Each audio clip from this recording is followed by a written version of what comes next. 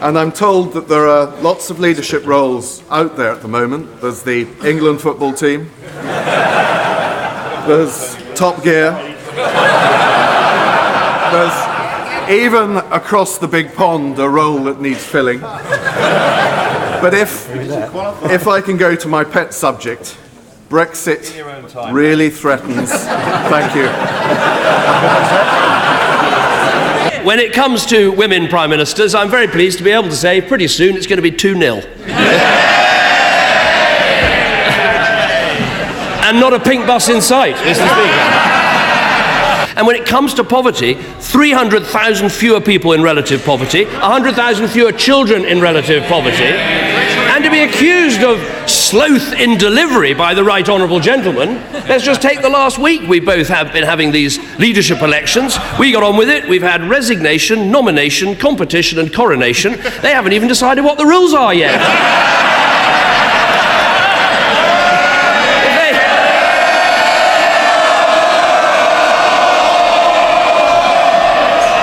If they ever got into power, it'd take them about a year to work out who would sit where. Jeremy Corbyn. Democracy is an exciting and splendid thing, and I'm enjoying every moment of it.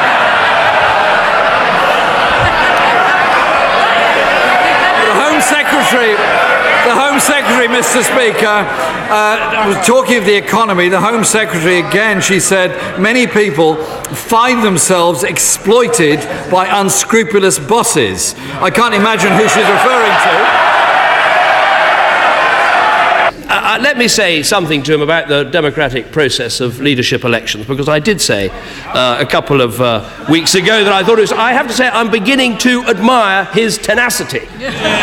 He is reminding me of the Black Knight in Monty Python's Holy Grail.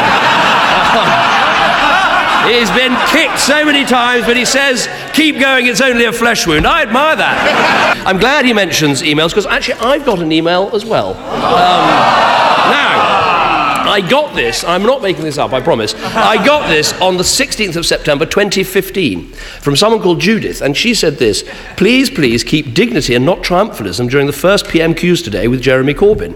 And she gave this reason.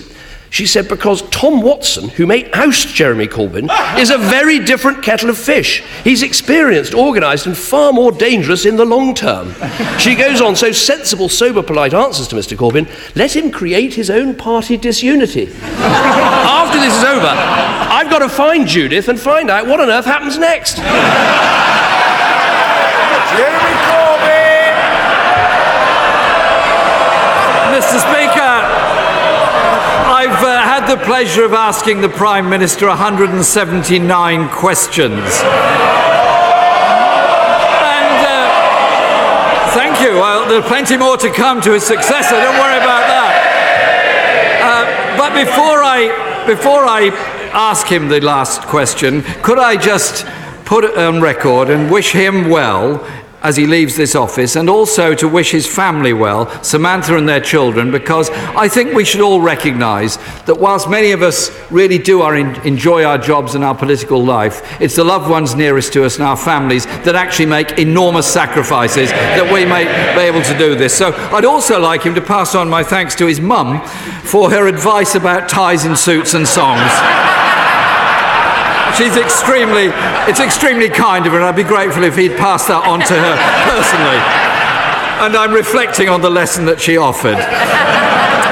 But I've got one rumour that I want him to deal with.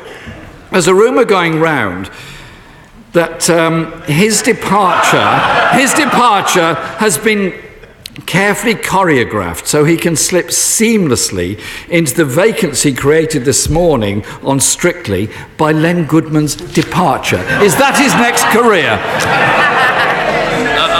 I don't really have a paso doble, so no, I can promise that is not the case. Let me say to him, first of all, thank you for the kind remarks and the good wishes to my amazing wife Samantha and my lovely children, who are all watching from the gallery today.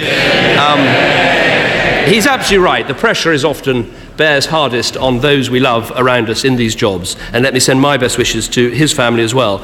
I've done a bit of research, Mr. Speaker. I have addressed 5,500 questions from this dispatch box. I'll leave it for others to work out how many I've answered. Because of your belief in letting everyone have their say, I think I've done a record of 92 hours of statements from this dispatch box, as well as some very enjoyable liaison committee appearances and other things. I will certainly send his good wishes back to my mother. He seems to have taken her advice and is looking absolutely splendid today. But it gives me the opportunity to put a rumour to rest as well, even more serious than the Strictly Come Dancing one. And he'll appreciate this because El Gato, his cat, is particularly famous. And the rumour that somehow I don't love Larry. I do. And I have photographic evidence to prove it. Sadly, I can't take Larry with me. He belongs to the house and the staff love him very much, as do I.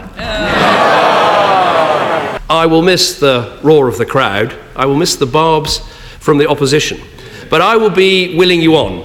And when I say willing you on, I don't just mean willing on the new Prime Minister at this dispatch box, or indeed just willing on the front bench defending the manifesto that I helped to put together. But I mean willing all of you on, because people come here with huge passion for the issues they care about. They come here with great love for the constituencies that they represent. And also willing on this place, because yes, we can be pretty tough and test and challenge our leaders, perhaps more than some other countries, but that is something we should be proud of, and we should keep at it. And I hope you will all keep at it, and I will will you on as you do.